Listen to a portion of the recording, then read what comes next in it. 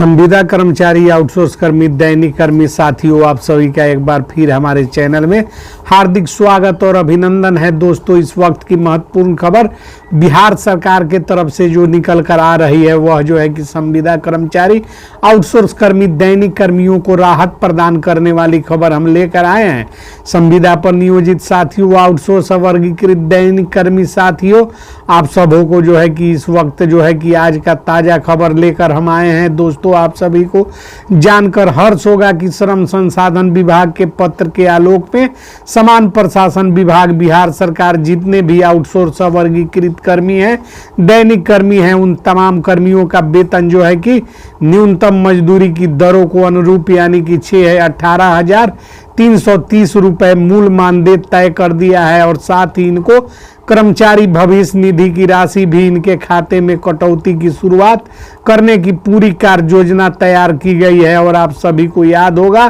कि कुछ माह पूर्व श्रम संसाधन विभाग के सचिव डॉक्टर बी राजेंद्र ने सभी प्रमुख और अपर मुख्य सचिवों को पत्र लिखकर यह निर्देश दिया था और जो कि वर्ग के आउटसोर्स कर्मी, वर्गीकृत कर्मी, दैनिक कर्मी और तमाम न्यूनतम मजदूरी की दरों को लागू कर इनके वेतन भुगतान की प्रक्रिया शुरू करने की बात पत्र में बताई गई थी, जिसके आलोक में जो है कि पिछले दिनों सर्वे कर्मियों का जो है कि वेतन और साथ ही साथ जूनियर इंजीनियरों का वेतन वृद्धि किया गया है। और अब बारी जो है कि दैनिक कर्मी, आउटसोर्स कर्मियों के मानदेय भुगतान और वृद्धि के संबंध में इम्प्लीमेंट करने की जो है इन सब को लेकर आ रही खबरों के अनुसार आउटसोर्स वर्ग के कुछ कर्मियों ने श्रम निदेशालय में इसकी शिकायत की है और जिसके आलोक में राज्य श्रम आयुक्त ने तत्काल प्रभाव से इसे लागू करने का आदेश पारित किया है। जो कि आपको बताते चले कि तमाम वर्ग के आउटसोर्स कर्मी, वर्गीकृत कर्मी, दैनिक कर्मियों का मूल मानदेय 18,330 के साथ साथ कर्मचारी भविष्य निधि EPF ESI का भुगतान भी सरकार करेगी। अन्यथा जो है कि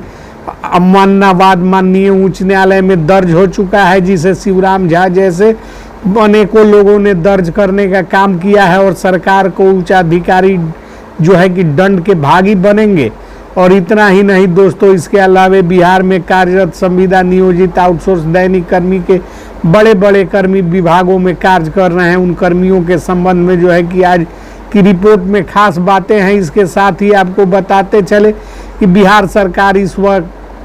इस साल यानी कि इस वर्ष शिक्षा सेवक तालीमी मरकज को प्राथमिक शिक्षक के पद पर समायोजन भी कर सकती है। साथ ही साथ शिक्षा सेवक तालीमी मरकज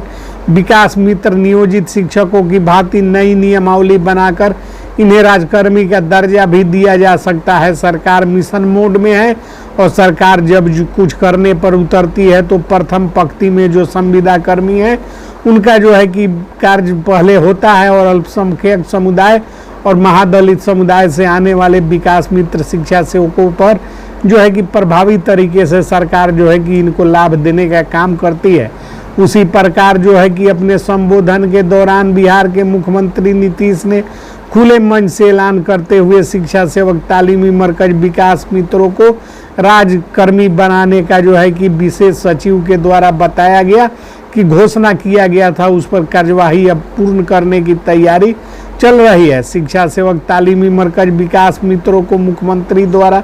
घोषित तमाम तरह की जो दिए जाएंगे वो सुविधाएं इनको मिलेंगी और प्राप्त होंगी। आपको बताते चले कि बेल्ट्रॉन उर्मिला के डाटा एंट्री ऑपरेटर, किसान सलाहकार, BDMC डाटा एंट्री ऑपरेटर और बिजली विभाग मानव बल और तमाम जो संविदा कर्मी हैं जिनका उल्लेख इस चैनल पर हम करते रहते हैं, जिस पर अग्रेतर कार्यवाही की बारी आ गई है और सरकार जो है कि इन तमाम कर्मियों का सेवा 62 वर्ष करते हुए इनको जो है कि तमाम तरह की सुविधाएं मुहैया कराएंगी। इनको मांगों को पूरा करते हुए समायोजन की शर्त तय कर इन्हें जो है कि तमाम तरह की लाभ सरकार देगी और इसी वर्ष यह सारे अहम मुद्दे जो है कि निपटाए जाएंगे। और संविदा कर्मियों से जुड़े हुए आपको बताते चले कि बिजली विभाग, मानव बल, पंचायत स्वच्छता कर्मी, स्वच्छता पर्यवेक्षक, इंदिरा आवास सहायक, पंचायत रोजगार सेवक, किसान सलाहकार, न्याय मित्र, कचहरी सचिव, यह वह लोग हैं जो कि ग्राम कचहरियों से लेकर जो है कि संविदा कर्मियों का मामला सरकार के समक्ष विचाराधीन है और वेतन वृद्धि की प्रक्रिया लंबित है, जिस पर इस माह फैसला आने की संभावना और उच्चाधिकारियों द्वारा व्यक्त की जा रही है। माना जा रहा है कि कभी भी आगामी कैबिनेट में इनके मूल मानदेय जो है कि वृद्धि करते हुए सरकार इनको वेतन वृद्धि का लाभ देगी। प्रखंड और पंचायतों से लेकर राज्य मुख्यालयों के विभिन्न कार्यालयों और विभागों में कार्यरत कार्यपालक सहायकों ने अपनी सेवा 60 वर्ष करने हेतु अपनी मांग सरकार को सौंप रखा है, जिस पर सरकार द्वारा आश्वासन दिया जा चुका है। कार्यपालक सहायक, लेखापाल, IT सहायक, तकनीकी सहायक, तमाम पंचायती राज विभाग में कार्यरत और अन्य विभागों में कार्यरत कर्मियों की सेवा 60 वर्ष करते हुए इनकी मांगों को पूर्ण किया जाना। इस वर्ष चूंकि सरकार मिशन मोड में है, सरकार के अधिकारी कह रहे हैं, इसलिए विभागीय स्तर पर इन लोगों की सेवा 60 वर्ष करने की प्रबल संभावना व्यक्त की जा रही है। साथ ही पुनः इनके वेतन का पुनर्निरीक्षण करते हुए पेंशन योजना से जोड़ते हुए